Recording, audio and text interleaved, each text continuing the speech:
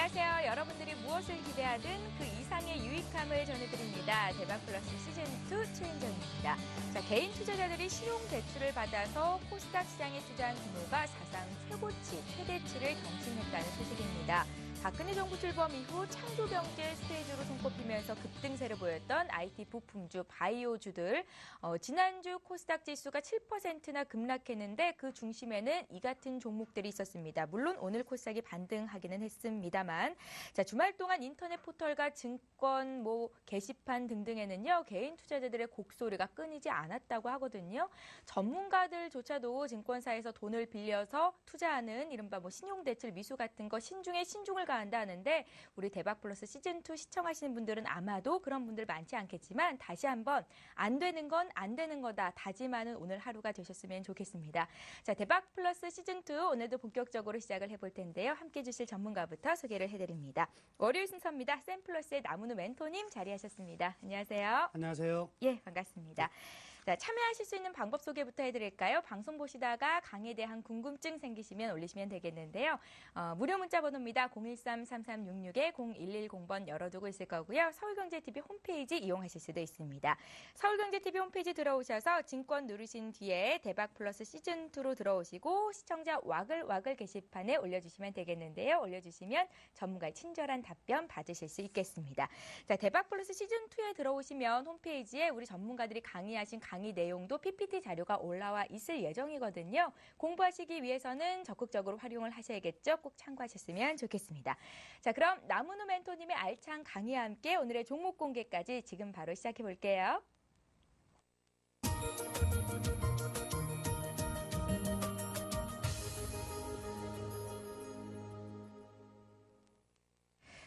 예, 코스피가 개인과 기관 매수에 힘입어서 닷새 만에 반등에 성공했습니다. 다만 지난주 금요일 대비해서 거래량, 거래 대금은 저조했다는 것이 아쉬운 장이었던 것 같은데요. 외국인 투자자들이 이틀 연속 상당한 매물을 내놨습니다. 금요일에 9,300억 팔았었고 오늘도 3,200억 정도 순매도가 나왔는데요.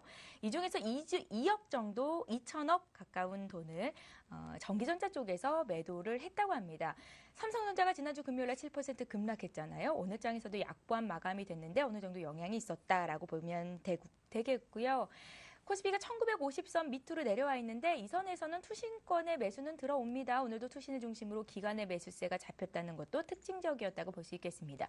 오늘과 같은 장에서 전문가들은 어떻게 판단을 하고 계실지 이번 주 증시 흐름을 어떻게 예상하실지가 참 궁금한데요. 나문우 멘토님, 네. 어떠셨어요? 정말 놀라운 장세가 지난주에 있었고요. 오늘 같은 경우에도 사실 지난주에 대해서 상당히 좀 부분 반등이 나올 것으로 기대를 했었는데 실질적으로 기대치에 전혀 못 미치는 그런 하루가 나왔다 이렇게 판단할 수가 있겠습니다. 자, 우선 지난주 급락 이후에 주말에 미국 증시가 상당히 좀 상승을 많이 했거든요. 다우존스 지수가 200포인트 이상 상승했기 때문에 우리 주말 좀 편하게 보낼 수 있었다 이렇게 생각이 드는데요. 반면 오늘 시장은요. 급격한 반등이 코스닥 쪽에서는 나왔지만 거래소에서는 나오지 않았습니다. 외국인들의 매도가 굉장히 좀 강했던 부분인데 이번 주에는 내 마녀가 춤추는 날이 있죠. 선물 옵션 만기를 앞두고 있기 때문에 외국인들이 과연 선물에서 어느 정도 순매수로 전환을 할지는 상당히 좀 미지수다. 그렇지만 순매수가 나오더라도 많은 폭은 나올 것 같지는 않는데요. 오늘 장 아주 특징적인 부분 하나 제가 설명을 먼저 해드리면은요. 자, 이게 지금 지난주부터 이루어졌던 외국인들의 흐름입니다. 외국인들의 흐름을 한번 체크를 해보면은요. 정말 무서운, 그렇지만 역시 이 외국인들은요. 정말 주식 투자를 아주 전략적으로 잘 하는 데 비해서 우리나라는 사실 돈이 없어요. 외국인만큼 풍부한 자금이 없기 때문에 좀 당하는 흐름들이 나타나고 있는데요. 늘상 말씀해드리지만 우리 도요토미 히데요시와 함께 맞서 우리 임진왜란때 힘차게 싸울 때 외국인들은요, 주식 투자하고 있었거든요. 그러니까 굉장히 얘들이 우리보다 앞섰다. 이렇게 볼 수가 있을 것이고요. 유관수 누나께서 대한독립 만세를 외칠 때 얘들 같은 경우는 선물 옵션을 만들어서 투자를 하고 있었고, 굉장히 무서운 기법들이 과거부터 있었기 때문에 우리가 좀 배울 것은 배우자. 근데 이번에는요, 정말 재밌는 것은 시장이 이렇게 될 것이다. 삼성전자가 이렇게 급락을 할 것이다라는 것을 이미 다 가르쳐 줬어요. 이미 미리 지난주에 다 가르쳐 줬는데 아무도 그거를 인정하지 않고 보고 있지 않았기 때문에 이번 사태가 일어난 겁니다. 대형주라고 해서요, 다 같은 대형주 아닙니다. 이제부터 계속 제가 말씀해 드리겠지만, 이 삼성전자의 충격은 철저히 의도된 충격이었다. 먼저 짧게 설명을 하도록 하겠습니다. 여기가 이제 거래소 현물이고요. 여기가 선물입니다. 그리고 여기는 콜옵션이 있고요. 여기는 풋옵션이 있습니다. 글자가 잘 안 보일 것 같아서요. 여기가 주식이고요. 여기가 선물이고요. 그리고 여기가 콜옵션이고 여기가 풋옵션인데, 지난주에 보면은요, 선물에서 6,000계약과 10,000계약을 미리 엄청나게 팔았습니다. 16,000계약을 이틀에 걸쳐가지고 팔았거든요. 그와 더불어서 콜옵션들도 어떻게 했냐면 전부 다 매도예요. 콜옵션이 매도된다는 이야기는 무엇을 뜻하느냐? 시장이 올라가지 못한다. 제자리거나 떨어진다에 배팅을 하고 있었다는 것이고, 또 하나 풋옵션에서도 보면 전부 다 어때요? 빨간색이 들어와 있습니다. 풋옵션을 매수했다는 것은 시장이 무조건 떨어진다는 거예요. 옵션을 매수했다는 건 떨어져도 그냥 떨어지는 게 아니라 빨리 떨어진다 소리거든요. 그러니까 얘들의 파생의 방향은 전부 다 어떻게 만들어놨냐면 16,000계약을 매도를 쳐놨기 때문에, 그리고 콜옵션도 매도고요. 풋옵션은 매수기 때문에 얘들의 방향은 전부 다 하방으로 이렇게 찍어 놓은 부분입니다.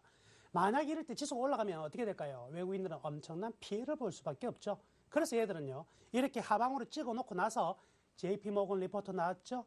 그게 바로 포인트가 되는 거죠. 그 포인트를 가지고 현물에서 와장창 때려버립니다. 9,300억 이상을. 현물만 때리면 지수가 좀 덜 빠지겠죠. 어떻게 합니까? 선물까지 같이 때려버리죠. 3,700계약을 같이 동시에 떨어뜨려가지고 지수를 급락을 시키는 겁니다.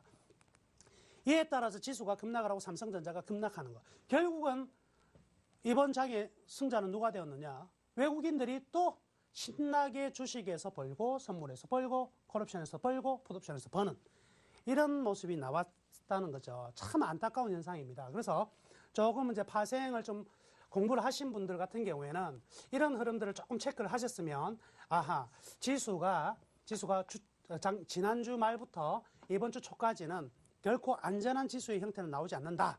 오히려 보합 내지 하락세로 돌아설 가능성이 많다는 것을 확인할 수 있었던 게 아니었나 이렇게 볼 수 있고요. 여기서 그러면 오늘 어떻게 끝났느냐 봅시다. 오늘 거래소에서 3,200계약을 매도를 했습니다. 역시 한 번 더 매도를 쳤죠.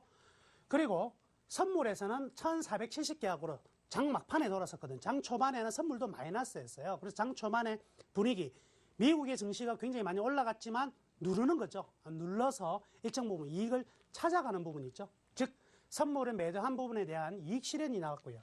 그렇지만 콜옵션도 그대로 매도고 풋옵션도 순매수가 걸려있기 때문에 사실은 내일장 그리고 선물옵션 만기가 돌아올 때까지는 이 시장이요, 결코 무조건 반등이 나온다 이렇게 보기는 힘들 겁니다. 단 하나, 그리고 지금 같은 경우에는 무조건 반등이 안 온다의 문제는 아니고요. 이런 흐름들은 결국 무엇을 말하냐면 미국 시장보다 약하다는 것을 뜻하는 겁니다.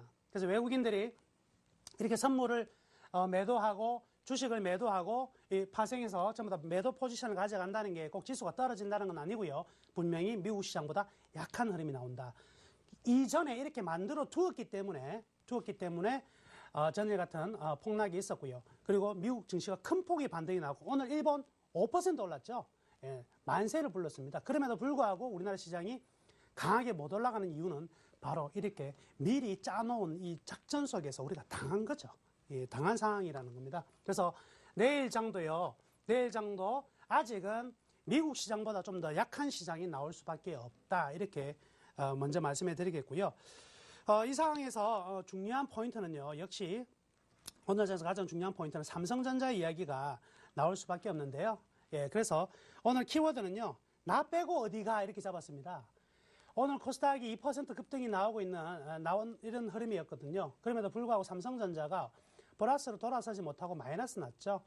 그래서 삼성전자만 빼고 가는 장. 그래서 나 빼고 어디가 물어보니까 하늘 간다 이런 거죠. 그래서 SK 하이닉스라든지 LG 이노텍, LG 디스플레이, LG U+ 등의 종목들은 그냥 많이 올랐거든요. 그래서 어떻게 됐냐면 앞으로의 시장은 제가 볼 때는 삼성전자가 이 지수를 견인하는 것이 아니라 삼성전자가 일정 가격 조정은 나올 것 같지는 않습니다. 가격 조정은 별로 안 나올 것 같은데 기간적으로 매수 매도 공방이 좀 치열할 것 같고요. 그 속에서 상대적으로 좀 쪼개지면서 저평가된 종목들이 올라갈 가능성이 크다. 삼성전자 때문에 올라가지 못했던 하나의 파트 부분을 따로 떼어놓고 볼 필요가 있을 것 같습니다. 그렇다고 본다면 반도체 부문을 떼어보면 어떤 종목이 나오나요? 예, SK 하이닉스 같은 종목들이 나올 것이고요. 그럼 디스플레이 부문은요, LG 디스플레이 같은 것들이 나올 것이고요. 그리고 휴대폰 부문을 뺀다면 또 LG전자 등의 종목들, 이렇게 IT군들이 삼성전자가 아니더라도 다른 종목들이 좀 올라갈 수 있는 계기가 되었다, 이렇게 볼 수 있을 것이고요. 결국 이러한 흐름들이 코스닥까지도 계속 좀 이어지는 흐름들인데요. 그래서 아직까지는요, 시장에 대해서 그렇게 위기의식을 안 가져도 된다, 이렇게 먼저 말씀해 드리겠습니다. 그리고 마지막 여기 차트 하나 다시 한번 보여드리면은요, 지난주에도 이 그림을 한번 보여드렸었는데요. 2009년부터 2009년 최저가를 통과해서 계속적으로 상승하던 주추세 라인이라 그랬습니다. 이 추세 라인을 깨게 되면 기술적으로 굉장히 큰 부담이 생길 수밖에 없어요. 그래서 이 부분에서는 반드시 지지를 하려고 하는 욕구가 강하다. 특히 누가 욕구가 강하냐면요, 우리나라 기관이 강할 수밖에 없습니다. 시장의 분위기가 안 좋아지게 되면 결국 펀드로의 자금 유입도 줄어들 것이고요. 그리고 펀드 전반적인 투자 수익률도 줄어들 것이기 때문에 기관 입장에서는요, 지수를 방어를 할 수밖에 없죠. 그래서 외국인이 던지더라도 받아야 되는 그런 상황이라는 겁니다. 그렇다고 본다면 외국인들이 추가적인 매도가 많이 나오게 된다면 이 추세는 깨질 수밖에 없는데, 사실은 외국인들이라고 해서 지금 방향은 아래 방향으로 좀 찍고 있는 상황이긴 하지만 계속적으로 매도할 가능성은 별로 없어 보이는 상태이긴 합니다. 자, 여튼요, 어저께 깨졌던 부분이 오늘 다시 살아나는 흐름들이 나타났었는데요. 그래서 지금 전 추세를 다시 살려놓는 흐름들이 나타났기 때문에 일단은 지수 현재의 1차 방어가 된 부분이기 때문에 어느 정도 유지할 것으로 보여집니다. 그래서 아직은 포인트를 잡자면은요, 외국은 아직도 횡보 하락 포지션을 잡고 있다는 거 하나 하고요. 그리고 코스닥에서의 의미 있는 반등이 눈에 상당히 띕니다. 그래서 코스닥 같은 경우에 어저께 급락했음에도 불구하고 오늘 과감히 이제 반등이 나타나는 모습이 나타났었거든요. 즉, 이는 무엇을 뜻하느냐? 외국인들이 다시 돌아왔죠. 코스닥에서. 외국인들은 지금 철저히 종목별로는 아직도 담을 게 있다, 이 말입니다. 그래서 코스닥 대형주군들 같은 경우에도 아직은요, 실적 좋은 종목들은 충분히 기대감을 가지고 가져도 되니까 너무 걱정 안 하셔도 될 것 같습니다. 그래서 이번 주 설계를 하실 때는요, 삼성전자의 반등은 어느 정도 제한적일 수밖에 없고, 그 외로 다른 대형주들이 다시 한번 부상할 가능성이 크다, 이렇게 생각하시고요. 코스닥은 추가적인 반등이 좀 나타날 가능성이 크다, 이렇게 설계를 하시면 될 것 같습니다. 예, 강의를 듣기에 앞서서 이번 주 대응 전략까지도 잘 짜주신 것 같습니다. 외국인들이 선현물시장, 파생시장에서 하방으로 베팅을 해놓은 만큼 이번 주 국내 증시가 반등을 크게 할 여력은 많이 떨어지지 않나, 이런 말씀이었는데요. 뭐 그렇습니다. 선물옵션 동시 만기일 있는 그 주에 사실 우리가 급반등을 기대한 적은 없었잖아요. 이럴 때일수록 앞으로 시장에서 이기기 위해서는 어떤 공부를 해 나가야 할지, 그게 더 중요한 포인트가 될 것 같다 생각이 듭니다. 나무누 멘토님의 강의 듣는 시간을 가질 건데요. 잠시 뒤에 시작해 볼 테니까 여러분들 채널 고정하는 거 잊지 마세요. 기초를 알아야 모든 걸 알 수 있다. 주식의 기본부터 시장의 흐름을 꿰뚫어보는 알짜배기 노하우를 공개한다. 나무누의 돌직구 분석법, 지금 바로 시작합니다. 예, 오늘의 강의를 시작해 볼 겁니다. 나무누 원장님, 오늘은 어떤 공부해 볼까요? 지난번에 이어서 큰 줄기를 보는 공부를 하도록 하겠습니다. 많이들 좀 이제 지루해야 하실까봐 제가 완전히 압축을 했거든요.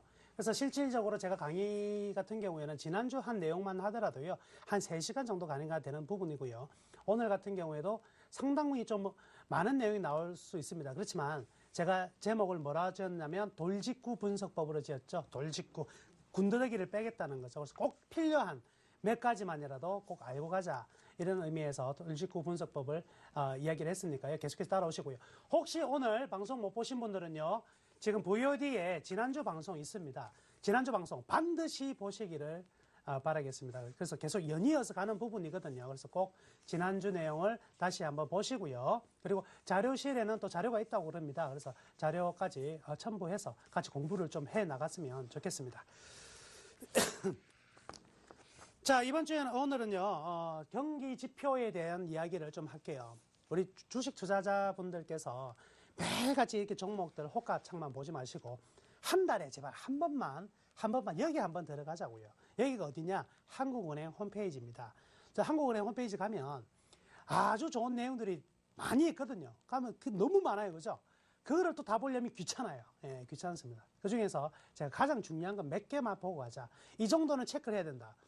누구나 알 수 있는 내용이지만, 그리고 누구나 써먹을 수 있는 내용인데, 어떻게 써먹을 줄을 몰라가지고 거의 이제 못하는 부분인데요. 자, 제일 먼저 한국은행 사이트에서 경제지표가 나와 있는 부분이 바로 ecos.bok.or.kr이라는 사이트가 있습니다. 그래서 이 사이트를 들어가 보면 이런 화면이 떠요. 이게 오늘자 화면이거든요. 이런 화면이 뜨는데 여기에 뭐 글자가 많습니다. 그죠? 근데 여기에 제 밑에 보면 한눈에 보는 우리나라 100대 통계지표라는 게 있어요. 한눈에 보는 우리나라 100대 통계지표가 있다. 요거를 클릭을 딱 하시면은요. 상당히 이제 많은 데이터들이 나타나기 시작합니다. 어떤 데이터? 이런 데이터들이 100가지가 나와요. 100가지. 그러면 일단 재미없습니다. 경제 성장률, 민간 소비 증감률 이런 거 눈에 잘 안 들어오거든요. 이 100개를 언제 다 봐요? 그죠? 볼 필요 없습니다. 제가 이거 다 보고 한 개씩 다 설명해 드릴 것 같았으면 절대 돌직구가 아니죠. 변화구 뭐 이렇게 되겠죠. 돌직구는 여기에서 중요한 몇 가지만 가져야 한다. 그 중에 가장 중요한 거는 바로 여기에 숨어 있습니다. 경기 선행지수 순환 변동치라는 것과 경기 동행지수 순환 변동치라는 게 있는데 요 놈이 가장 중요하다. 이것만 아셨으면은요, 여러분들이 2008년, 2009년 최저점 우리나라 지수가 900포인트가 깨어지는 순간에서 여러분들이 바로 요것만 알고 계셨으면 살 수는 없었어요. 그렇지만 1100포인트에는 살 수가 있었다. 그리고 떨어지기 전에 1700포인트 때는 완전 매도를 할 수 있는 기회를 잡을 수가 있었습니다. 앞으로 위기가 없을 것 같나요? 위기가 또 나올 수밖에 없어요. 그죠? 그래서 지금 투자하시는 분들이 연세가 좀 있으신 분들 같은 경우에도 앞으로 한 50년 더 투자를 하셔야 되거든요. 그러다 온다면 몇 번의 위기는 앞으로도 계속 나오는데 거기에서 우리는 요거 하나만큼은 기억하자. 언제 발표하느냐? 매달 말일 통계청에서 발표하는데요. 그거를 그 다음 날 1일 날 되면 바로 이 에코스를 통해서 한국은행에서 보여줍니다. 그러면 이게 뭐냐?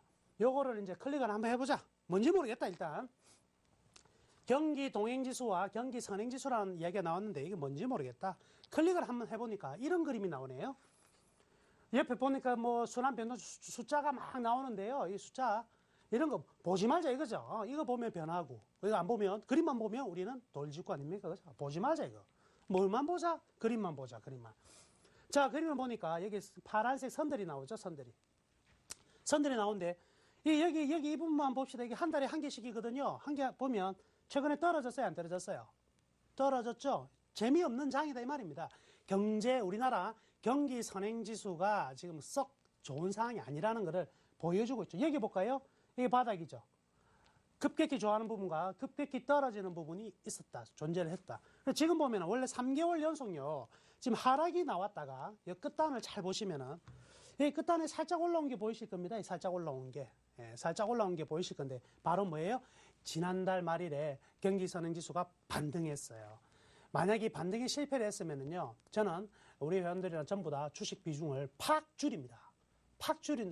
근데 지금 이제 줄이지는 않습니다. 물론 이제, 우린 현재 50에서 70% 현금을 보유하고 있는 상황이긴 한데, 여러분들에게 추가적으로 말씀해 드리는 내용은요, 이게 올라갈 때 우리는 조금 더 공격적으로 투자를 해도 된다. 만약에 떨어지는 구간에서는 공격적인 투자를 배제를 하자. 보수적으로 우리는 세이브를 해야 된다.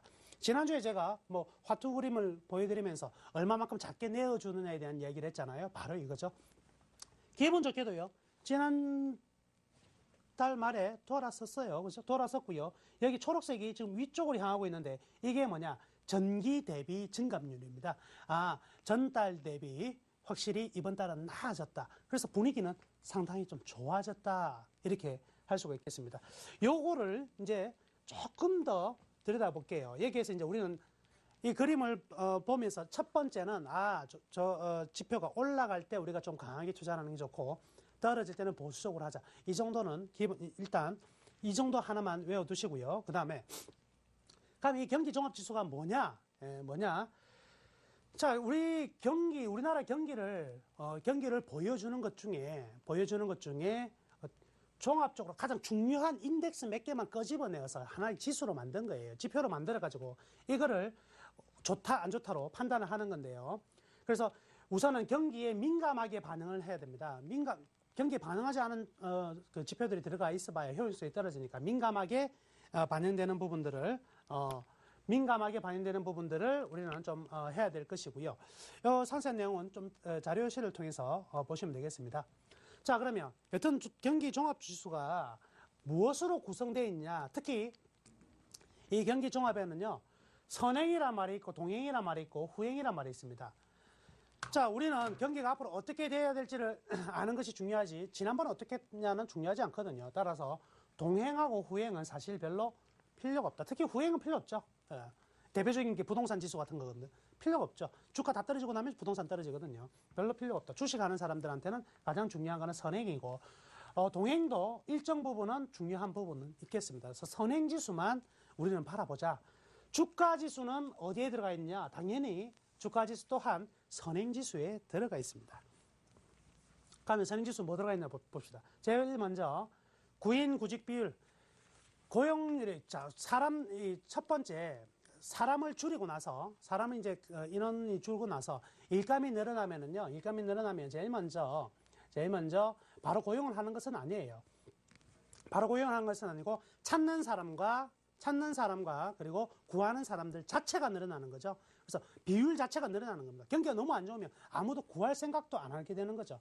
구할 생각도 안 하고 뭐 업체든 개인이든 다 마찬가지일 겁니다. 그래서 이 부분이 경기가 살아날 때 구인구직 비율이 올라갈 수밖에 없을 것이고요.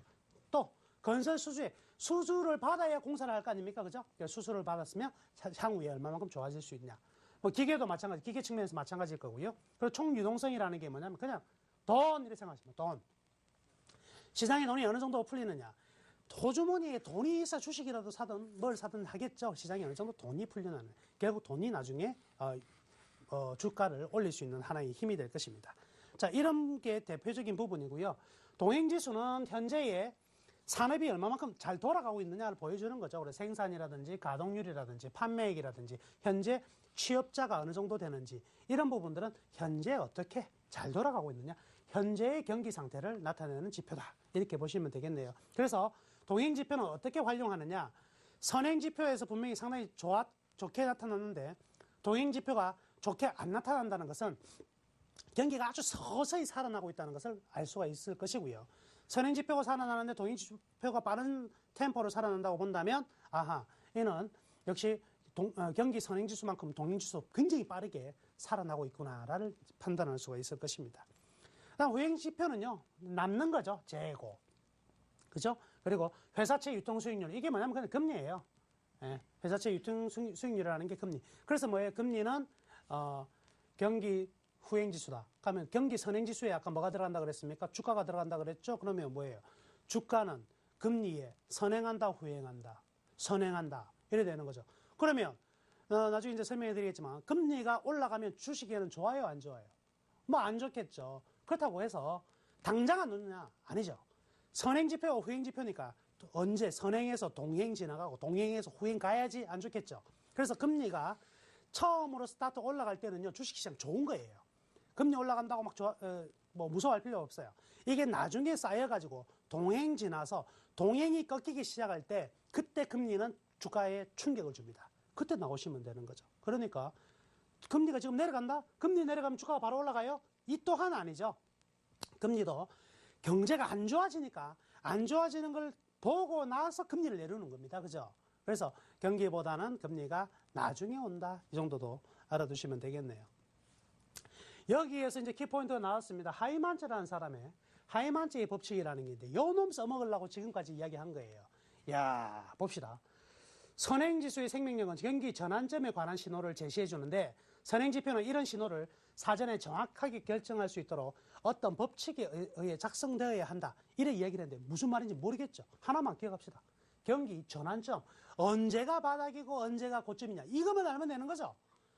그 바닥이면 바닥에 사서 고점 나올 때까지 들고 있다가 고점 나오면 팔면 되잖아요. 중요한 포인트는 전환점을 알 수 있다. 이게 바로 하이만츠의 법칙. 그러면 이 사람은 뭐 어떻게 경기 전환점을 알 수가 있냐? 귀신도 모르는 것을 어떻게 알 수 있냐? 이렇게 표현을 합니다. 경기가 확장기에 아주 좋을 때예요. 확장기에 선행지수가 2번 연속 하락하면 그 다음 달 정점이 도래할 것으로 본다. 그럼 그 다음 달 정점이 도래했다. 그 다음 달 뭐 하라는 이야기입니까? 그 다음 달 정점이 도래한다고 그랬으니까 그 다음 달 뭐 하라?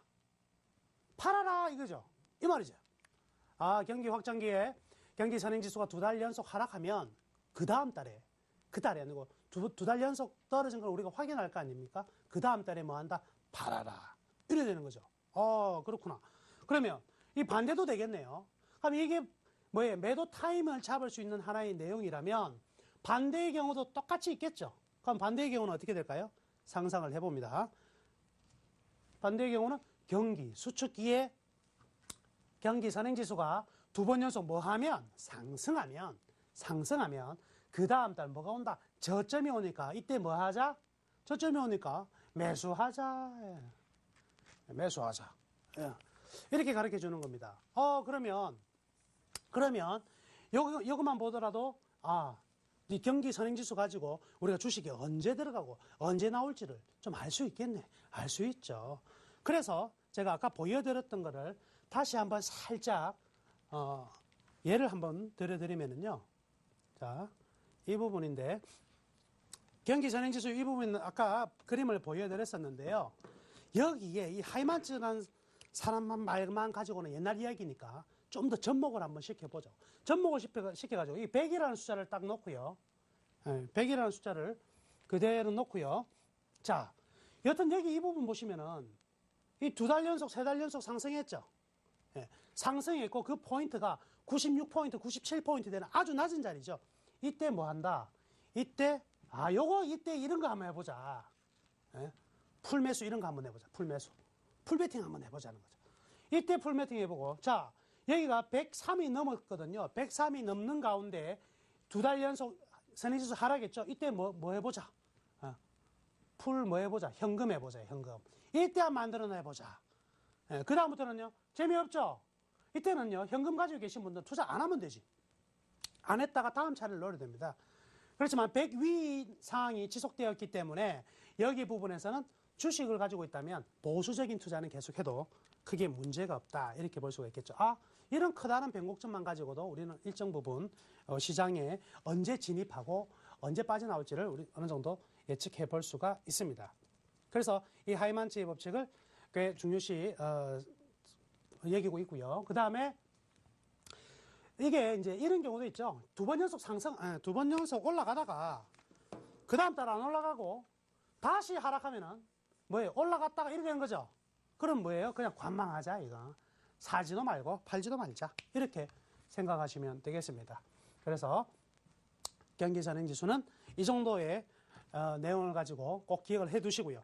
오늘 이제 강의가 끝나고 나서도요. 다시 한번 돌려봐 가지고요. 한번 지난 날을 경기 선행지수 포인트를 한번 찍어서 한번 봐보세요. 맞는지 안 맞는지. 자, 아까 이어서 계속해서 이제 빠른 템포로 좀 보겠습니다. 통화량 증가. 자, 기업에서는 일단 여러분들 잘 아시는 내용일게요. 돈이 늘어나면 돈 구하기가 쉽죠. 시설 투자가 많이 될 것이고요. 주가가 상승한다. 이거는요. 자, 주가에 영향을 미치는 여러 가지 요인들을 얘기를 하는 겁니다. 그래서 첫 번째는 돈이 많아지면 기업에서 투자가 많이 늘어나서 아무래도 좋은 수익률이 나올 수밖에 없다. 이 내용이 될 것이고요. 두 번째, 통화량이 돈이 증가되면 아무래도 주식을 우리가 살 수 있는 자금이 풍부해지죠. 그를 통해서 주식을 사다 보니까 주가가 상승한다. 돈이 많아지면 주가도 상승하는 거예요. 지금 바로 미국이 그러한 장이고 일본이 그러한 장이고 유럽이 그러한 장이고 우리나라는 그러한 장이 아니죠. 그래서 우리나라만 반대로 지금 아닌 상황이긴 하지만 기본적으로 자금이 많아지면 주식도 올라갈 수 있다. 자, 용어인데요. 실적 장세. 그러면 돈으로 가는 장세, 돈 장세, 금융 장세라고 그러죠. 그래서 자금이 많았을 때 하나는 아셔야 될 거는요. 금융 장세는요. 진폭이 굉장히 크다. 진폭이 크다. 그런데 실적 장세는 그냥 가다가 그냥 죽습니다. 그래서 금융 장세에 필요한 거는 제가 지난주에도 설명해 드렸는데 뭐가 필요하다 그랬습니까? 우황청심원. 그렇죠. 변동이 너무 크니까 무서운 거예요. 지난주 금요일로 보세요. 얼마나 놀랍니까? 그렇죠? 이게 바로 현재 장세는 무슨 장세? 유동성 장세이기 때문에 그렇습니다. 실적 장세는 그러면 이렇게 꾸준한 흐름들이 나오니까 어떻게 해야 돼요? 이때는 사놓고 주식을 사놓고요. 어떻게 해요? 현물로 받아. 주식 한 번도 못 보셨죠? 예, 증권사에 가서 나 현물로 받고 싶다 하면 주식을 줍니다. 이렇게 증권을 주거든요. 그래서 한번 받아보세요. 그래서 쭉 받아가지고 어떻게 해요? 장판 밑에 넣어두는 거죠. 주식을 장판 밑에 넣어놓다가 한 2, 3년 있다가 이제 장판 갈아야 될 거 아니에요? 한번 열어보세요. 그게 집이 한 채 나옵니다. 집이. 바로 그게 실적 장세에 투자하는 방법이죠. 어떻게? 자그마한 반응이 흔들리지 않고 계속 가져가는 투자. 이런 투자가 아주 좋은 투자라는 거죠. 그럼 현재는 이 좋은 장세가 되면 금융 장세에서 실적 장세로 넘어가면 최고의 상황이죠. 왔다 갔다 쭉 가는. 그렇죠? 그런데 금융 장세 잘못돼가지고 거꾸로 가버리면 생각하기도 싫습니다. 자, 일단 돈이 많아지면 분명히 주가적으로는 도움이 된다 그렇습니다. 그런데 돈이 많아지면 돈 값어치가 없어지게 되죠. 돈 값어치가 없어지면은 이제부터는 인플레이션, 즉 물가만 상승하는 부분이 되죠. 물가가 상승하면 금리를 올려야 됩니다. 금리를 올려야 되고 그러면 장기적으로는 주가 하락이 된다. 그래서 자, 결국 유동성이라는 것은 돈이라는 것은 단기적으로는 분명히 주가 상승에 도움이 되지만 장기적으로는 금리를 올리게끔 만들어서 결국 주가 하락의 요인이 된다. 그래서 돈만 가지고는 안 되고 반드시 돈을 통해서 뭘 살려두고 경기를 살려두고 실적을 살려두면 그거 가지고 그 다음에 치고 나갈 수 있는 로켓 있잖아요. 추진력이 한 개씩. 제일 먼저 출발해야 되는 것은 돈입니다. 돈 가지고 출발하고 두 번째는 얼마만큼 짜임새 있게 인공위성을 만들었느냐 이런 부분이겠죠. 뭐 핵탄도 실려 있을 수도 있을 것이고요. 그래서 출발은 유동성에서 출발한다. 위기는 항상 유동성이 출발한다. 기억해 두시면 되겠네요. 자, 금리는 아까 말씀해드렸습니다. 이자율이 상승하면 돈 빌리기 힘들죠. 이자 많이 줘야 되니까 투자 안 하는 거죠. 주가 떨어지는 겁니다. 반대로 이자율이 하락하면 또 주가가 상승하는. 그런데 이 텀이 짧다고 그랬습니까? 길다고 그랬습니까? 길다. 길다. 그래서 생각보다 아주 짧은 건 아니니까 긴 기간을 두고 보는 거죠. 금리가 계속 올라가면 이제 리스크가 커진다. 제가 좋은 팁 하나 가르쳐 드릴게요. 우리나라는요, 금리가 이제 4%를 넘어서면요, 주식 다 파시면 돼요. 그때부터는 팔아나가면 됩니다. 예전에는 5%거든요. 5% 넘어가면 제가 주식을 다 팔아라 그랬는데 이제 우리나라 GDP 성장률이 굉장히 낮기 때문에 굉장히 낮은 상태이기 때문에 4% 넘어가면 그때부터는 주식 비중 무조건 줄이세요. 무조건 줄이십니다. 자, 그 다음에 이제 금리가 또 이런 것도 있습니다. 물가 부분인데 물가가 이제 완만하게 상승을 한다. 그럴 경우에는요, 우리 가격도 좀 높이 받을 수 있잖아요. 그래서 주가도 상승하는 겁니다. 반대로 물가가 이제 급격히 상승하면 이제 돈 가지고 있어봐야 아무런 도움이 안 되죠. 무엇을 사기 시작합니까? 실물 자산을 사기 시작한다. 그래서 금 같은 것도 사고요, 집도 사고, 채권도 사고 이렇게 되겠죠. 채권은 안 사겠네요. 급격한 상승이 나오면. 그래서 전부 다 실물 자산을 선호하게 돼서 주가는 하락하는 요인으로 돌아설 수 있다. 자, 디스인플레이션, 요거는 거꾸로죠. 물가도 낮고 금리도 낮고 어떤 상황입니까? 뭘 해도 해먹을 게 없는 장세다. 그러면 뭐예요? 뭘 가지고 있어도 안 되죠. 그러면 수익 낼 거 하나밖에 없네요. 뭘까요? 주식밖에 없죠. 주식으로 수익을 내야 되겠다. 그래서 주식을 사게 됩니다. 그래서 디스인플레이션 같은 경우에는 주가가 상승한다. 스태그플레이션, 최악이네요. 최악이죠. 이거 등장하면 이제 머리 아파집니다. 가격은 계속 올라가는데 살 돈은 계속 없어지는 거예요. 최악입니다. 이때는 아무것도 안 되죠. 되는 게 하나도 없습니다. nothing입니다. 이럴 때는 투자고 뭐 그냥 조용히 앉아 있는 게 가장 좋은 투자. 아무것도 하지 않는 투자가 가장 좋은 투자. 이렇게 볼 수가 있겠네요. 자, 환율 부분이 중요한데요. 이 환율 부분은 다음에 또 더 상세히 또 이야기할 거니까 짧게 여러분들이 아시는 범위 내에서 말씀해 드릴게요. 환율이 떨어진다. 즉 뭐예요? 환율이 떨어지는 것은 원화가 떨어진다. 달러 대비. 이 말이죠. 환율이 떨어집니다. 이러면 원화가 떨어지면 수출하기 힘들죠? 주가가 하락한다. 환율이 상승하면 우리가 1달러만 남겨 먹어도 옛날에 1,000원 남겨 먹을 수 있었는데 이제 2,000원 남겨 먹을 수가 있잖아요. 그렇죠? 그럴 경우에는 뭐 수익성이 좋아지니까 주가가 분명히 상승할 것입니다. 그런데 여기에는 교묘한 속임수가 하나 들어가 앉아 있어요. 요것 때문에 이제 헷갈리기 시작하는 거예요. 자, 원자재 부분은요, 당연히 원자재 가격이 상승하면 주가는 하락할 것이고요. 원자재 가격이 하락하면 뭐 주가는 충분히 좋을 수 있습니다. 업종마다 좀 차이가 있어요. 원자재 가격이 10% 오르면 어떤 업종은 20% 가격을 올릴 수 있는 업종도 존재하거든요. 우리나라에 뭐예요? 정유업종. 기름값 조금만 오르면 주유소의 금액 막 올리죠. 기름값이 확 떨어져도 주유소 기름은 언제 내려가는지는 몰라. 그죠? 과자값 한번 올리면 밀가루값 좀 올랐다고 라면값 막 올렸는데 밀가루값 다 떨어졌거든요. 라면값 내리나요? 절대 안 내려요. 바로 그거죠. 그래서 이게 뭐예요? 가격의 시장에 점유할 수 있는 가격의 지배력을 가지고 있기 때문에 그렇습니다. 시장 지배력을 가지고 있는 경우에는 요거하고는 좀 다른 흐름이 나타날 수밖에 없겠죠. 자, 이게 오늘의 또 하나의 포인트인데요. 아까 환율이 올라가면은 주가가 떨어진다 그랬어요. 환율이 올라가면 우리나라 수출이 잘 돼서 주가가 올라간다 그랬는데 환율이 떨어지면 반대로 주가가 우리나라가 수출이 안 돼서 주가가 떨어진다 그랬잖아요. 근데 이거 보자고요. 외국인이 만약에 1달러에 1,000원으로 바꿔서 우리나라 코스피 지수 1000포인트에 투자를 했다고 봅시다. 이게요.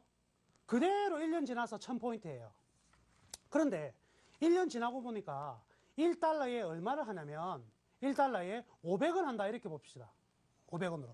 환율이 어떻게 된 거예요? 떨어졌죠? 그러면 얘들이 1,000원을 에이 한국 투자 재미없네. 그래서 나가는 거예요. 500원을 바꾸는데 이제 아까 1,000원 남아있던 거를 바꾸니까 몇 달러가 됩니까? 2달러가 되네. 오호. 지수는 제자리인데 실질적으로 환차액으로 배를 벌죠. 자, 그러면 여기에서 결론이 나왔네요. 환율이 떨어지더라도 추가적으로 떨어질 가능성이 존재한다면 외국인들은 뭐 한다? 매입한다. 이거 중요한 부분입니다. 환율이 떨어진다고 해서 외국인들이 무조건 파는 것이 아니고 기업의 주가가 우리나라 주가가 떨어지는 것은 아니고 외국인이 사면 어떻게 돼요? 주가 올라가죠. 그렇죠. 그래서 환율이라는 것은 우리나라 주가에 영향을 미치되 이 외국인들의 매수 매도에 영향도 미치고 기업의 수지에도 영향을 미치기 때문에 이 두 부분이 같이 고려가 된다. 그래서 무조건 환율만 이야기할 것은 아니다. 이렇게 보시면 되겠습니다. 따라서 환율은요, 개별 기업이 어느 정도 중요하게 이제 해징을 해 나가느냐가 중요하거든요. 최근 우리 지난번 키코 사태 때문에 엄청나게 피해를 많이 입었지 않습니까? 그 이후에 기업들이 환율질을 굉장히 잘해요. 그래서 지금 중요한 것은 환율이 올라간다 떨어진다의 문제가 아니라 얼마만큼 떨어져도 빨리 떨어지고 빨리 올라가느냐. 이게 가장 중요합니다. 그래서 속도의 문제지 방향성의 문제는 아니다. 이거 하나만 꼭 기억을 하셨으면 좋겠습니다. 그래서 환율이 방금 이야기했던 부분이 바로 이 이야기죠.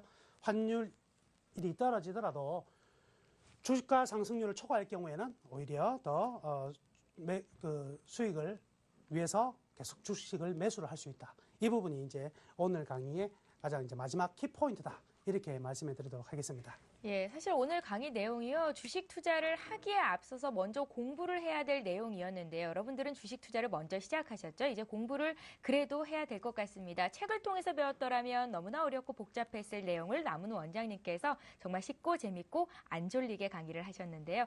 조금 어려웠다 싶으신 분들은요. 다시 보기를 통해서 꼭 한번 확인을 하시고 부족한 부분들 책을 통해서 보충을 하셔야 될 것 같습니다. 그런 생각이 들었습니다. 통화량, 금리, 물가, 환율, 주가와는 어떤 관계가 있는 건지 머릿속으로 한번 명확히 정리해 볼 필요가 있는 시점이다라는 생각이 듭니다. 강의 들으셨으니까요. 이제 훌륭한 종목 어떤 종목이 있는지 공개를 받아야겠죠? 잠시 뒤에 오겠습니다.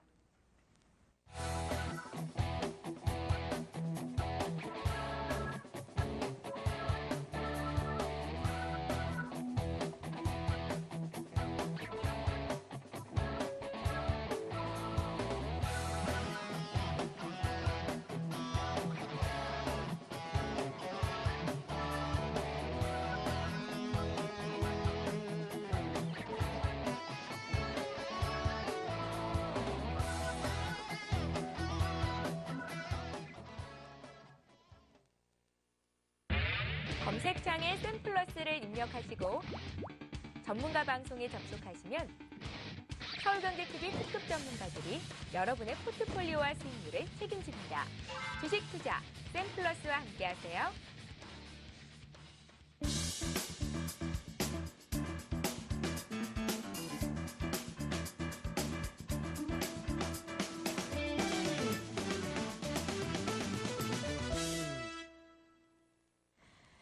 예, 전문가의 관심 종목을 알아보는 시간입니다. 이 종목을 잡으라 시간인데요. 오늘의 종목을 공개하기에 앞서서 지난 종목 AS부터 받겠습니다. DGB 금융지주를 추천해 주셨었는데 지난 한 주간 시장은 참 안 좋았었잖아요. 남은 원장님, 이 종목 흐름은 어땠어요? 예, 역시 이 종목 또한 시장의 충격을 벗어나지는 못했습니다. 예. 그래서 DGB 금융지주 또한 동반적으로 하락했고요. BS 금융지주도 같이 하락했는데요. 이 두 종목 가지고 상당히 좀 수익 내기 재밌는 것들이 많아요. 조금 이제 프로 투자자들 일반 뭐 개인 투자자는 아니고요. 이 기관들이나 외국인들이 쓰는 롱숏 페어 트레이딩 이런 방법이 있거든요. 그런 방법을 차후에 제가 또 강의하면서 다 가르쳐 드릴 건데 그때 꼭 따라오시면 되겠고요. 현재 일단 시장 충격입니다. 시장 충격에서 그대로 좀 맞았던 부분이고요. 어제 같은 경우에는 상당히 방어를 잘했었는데 오늘 같은 경우에는 좀 밀려 내려갔습니다. 그렇지만 아직은요 펀더멘탈 차원의 훼손된 부분이 없고요.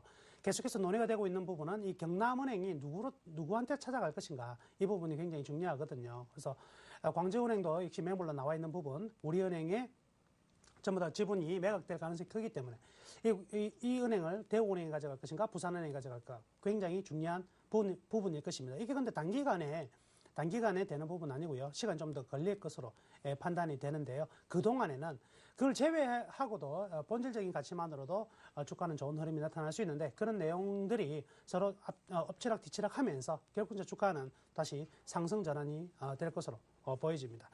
일단 계속적으로 좀 보유하시길 바라겠고요. 현재 같은 경우에도 이 기관들이나 연기금이 굉장히 좀 많이 매집해 둔 부분이 있죠. 역시 뭐 외국인들 말할 가치도 없고요. 그래서 지금 수급 자체가 너무 좋은 상황입니다. 수급 자체가 좋은 상황이니까 개인만 안 팔면 되거든요. 그래서 우리 이 종목을 보고 제 강의를 보고 사신 분들은요. 계속해서 좀 가져가 또 괜찮다. 이렇게 먼저 말씀해 드리겠습니다. 대형주 중에서도요. 좋은 대형주입니다. 예, 종목에 문제 없다라고 말씀하시니까요. 나무누 멘토님 믿고 사셨던 분들은 손절가 목표가만 잘 적어두셨다가 대응하시면 좋겠습니다. 자, 앞서서 시황 보실 때 삼성전자 때문에 그간 못 갔던 IT 대형주들이 이제 오를 준비가 돼 있다 이런 말씀을 하셨던 것 같거든요. 그래서 이 중에서 오늘 한 종목이 공개가 될 것 같습니다. 종목은요? 무슨 종목일까요? 자, 여러분들이 아주 좋아하는 종목인데 정작 이 종목을 가지고 역시 수익을 내기가 정말 힘들었던 종목입니다. 이름하여 LG전자입니다. 그래서 LG전자를 이제 추천 종목으로 이제 들고 나왔었는데요. LG전자 가지고 계신 분, 우리 예전에 어떤 그 세미나를 통해서 만나신 분이 이런 이야기를 하더라고요. 집에 있는 LG전자 테레비는 잘 나오는데 주가는 왜 이리 안 나오냐고. 그래서 테레비를 다음부터 LG전자 사나 봐라. 그런데요. LG전자 주식 사신 분들은 LG전자 테레비 사셔야 돼요. 예. 그게 배신을 안 하는 겁니다. 예. 제가 지난번에도 말씀해드렸죠. KTNG 주식 사고 담배 끊으시면 안 된다고. 그런 것처럼 계속해서 이제 가져가는 건데. 대한항공 사고 저가항공사 타면 안 되고. 그럼요. 예. 배신이죠, 배신. 같은 방향으로 가야 되는 거예요, 같은 예. 방향으로. 자, LG전자. 난데없이 왜 LG전자냐. 자, 우선 LG전자의 이 과거의 주가 흐름부터 먼저 말씀해 드릴게요. 주가 흐름부터. 보면은요, 참, LG전자도 불쌍한 주식입니다. 그죠? 2002년, 2004년에요. 7만원까지 갔었어요. 2004년에 7만원까지 간 주식이 10년을 지나고 오니까 그대로 7만원이에요. 야, 10년 동안 남들 주가 올라가고, 1000포인트에서 2000포인트 갈 때 뭐 했나 몰라. 왜 그랬을까요? LG전자가 좀새 투자를 안 하거든요. 항상 2등만 가자 했는데, 모처럼 만에 2009년 이때 굉장히 투자를 많이 했습니다. 그죠? 5천원 만에 투자를 많이 했어요. 스마트폰. 됩니까? 안 되더라, 이거. 누구한테? 삼성전자한테 다 밀려버렸죠? 안 되더라. 결국 이게 뭐예요? 추락이죠. 스마트폰 때문에 나가 떨어진 주가다. 그러면 이제 그럼 주가가 올라가기 위해서 기본적으로 가전은 캐시카우입니다. 삼성전자로 따져보면 어떤 거냐면, LG전자의 가전은 삼성전자의 반도체다. 이래 보시면 돼요. 그래서 우리 개도국이 전부 다 이머징 마켓이 경제가 좋아지면 좋아질수록 냉장고는 알아서 팔립니다. 그죠? 그래서 현금을 얻는 장사라고 본다면 순이익을 급증시킬 수 있는 것은 역시 핸드셋이죠. 그래서 일반 디스플레이도 아주 초대형 디스플레이 같은 전자기기 아니면 휴대폰 이건데요. 이제는 좀 상황이 좀 달라지고 있습니다. 그래서 이 삼성전자가 주가가요. 지금 제가 이런 말씀해 드리는데 스마트폰 시장이 지금 성장기가 끝났습니다. 예, 성장이 끝났어요. 그리고 어디로 들어갔냐? 성숙기로 들어갔습니다. 애플 주가가요, 반토막이 났거든요. 지난 2009년부터 상승했던 거에 반토막이 났는데 왜 떨어졌냐면 아이폰이 안 팔려서 떨어진 게 아닙니다. 스마트폰 시장이 성장기에서 성숙기로 들어가면서 마진이 줄어들 수밖에 없어요. 이제는 뭐냐, 후발주자들이 튀어나오는 자리거든요. 그래서 후발주자들이 튀어나오기 때문에 애플의 주가가 하락하는 것이고 삼성전자도 지금 충격을 받고 있는 부분이다. 그러면 후발주자 때문에 주가가 떨어지네? 그럼 후발주자 누구냐? 이런 거죠, 이런 거. LG전자, 그리고 중국의 GT라든지 화웨이 같은 이런 후발주자들이 치고 나오더라. 어떻게? 기술 격차가 줄어들었으니까. 처음에 스마트폰이 나왔을 때는 깜짝 놀랐죠. 애플의 그 아이폰을요, 삼성전자 갤럭시 S 뭐 이런 거 완 따라갈 수가 없었어요. 지금은요, 충분히 역전했다고도 할 수 있거든요. 그렇지만 이런 LG전자 같은 경우는 이제 나오는 겁니다. 언제부터? 옵티머스 G부터 이제 진짜 휴대폰이에요. 진짜 스마트폰이 나왔어요. 이제부터 시장을 가져갈 건데. 그래서 1, 4분기 흐름은요, 외국인들이나 기관이나 전부 다 오케이 하면서 매수를 들어왔어요. 근데 2, 4분기 쪽으로 넘어가면서부터 다 팔았거든요. 외국인 기관이 팔았다. 이유는 2, 4분기 실적 별로 안 좋게 나온다. 상대적으로 또 누가 좋냐면 삼성전자가 무엇을 찍어내면서 갤럭시 S4를 내면서 무려 최단기간 1000만 대 돌파. 요거 엄청난 뉴스가 나오면서 그러면 상대적으로 이제 LG전자가 많이 떨어질 것이다. 이렇게 나올 거 아닙니까? 그래서 팔았어요. 근데 그 가격, 그래서 2, 4분기 실적 우려가 되는 부분에서 주가가 하락했긴 했는데 문제는 너무 이 정도만 하락하면 되는데 너무 많이 하락한 거죠. 이 부분은 뭐까지 들어왔습니까? 시장 충격까지 같이 맞았죠. 지수 충격까지 같이 맞으면서 떨어졌다. 이거는요, 직관적으로 이건 저평가일 수밖에 없죠. 자, 1조 올해 6천억 정도의 영업이익을 바라보고 있는데 저는요, 3분기 넘어가면은 실적이 급속도로 좋아질 가능성이 많아요. 시장 잠식이 이제는 선두권에서 많이 내줄 수밖에 없는 단계로 접어들 것이기 때문에 그래서 LG전자는 지금의 큰 이유로 본다면 이렇게 말씀해 드리겠습니다. LG전자는 첫 번째, 2분기 실적 우려가 너무 과도하게 반영이 되었다. 시장 충격과 더불어서 과도하게 반영됐다. 이렇게 볼 수 있을 것이고요. 그 다음에 LTE 어드밴스드 해서 LTE 어드밴스드라고 있는데 여기에 특허를 가장 많이 보유하고 있는 게 LG전자예요. 이런 부분들이 분명히 나중에 주가로 나타나게 될 것입니다. 그러면 결론적으로 이거 얼마에 사고 언제 얼마에 팔아야 되느냐? 이거 말씀해 드려야 되겠죠? 예, 현재 가격 매수가 75,700원 현 가격으로 그대로 매수가 75,600원이네요. 75,600원 잡고요. 목표가는 좀 높게 잡겠습니다. 9만 원 잡겠습니다. 9만 원. 그리고 손절 가격은 이 부분이 되겠습니다. 7만 원 선까지 깨지게 된다면 손절을 하고 1차 목표가는 9만 원. 그리고 매수 가격은 오늘 종가인 75,600원에 한번 공략해보자. 남들 아무도 LG전자 가지고 수익 못 냈지만 우리 한번 내보자. 그런 의미에서 추천해 드렸습니다. 하나만 더 짧게 여쭤볼게요. 네. 9만 원은 얼마나 걸릴까요? 제가 이제 평균적으로 이제 앞으로도 이 대박 플러스를 통해서 추천하는 것은요, 예. 3개월 정도를 가격으로 설정하고 있습니다. 예, 좋습니다. 오늘 나무누멘토께서는 LG전자를 들고 오셨는데요. 적어도 3개월 이상 들고 있으면 9만 원까지 목표가 달성이 되지 않을까라는 말씀이셨습니다. 다음 주에 다시 한번 AS 하는 시간 갖겠습니다. 오늘 대박 플러스 시즌2는요, 샘플러스의 나무누 멘토와 함께했습니다. 잘 들었습니다.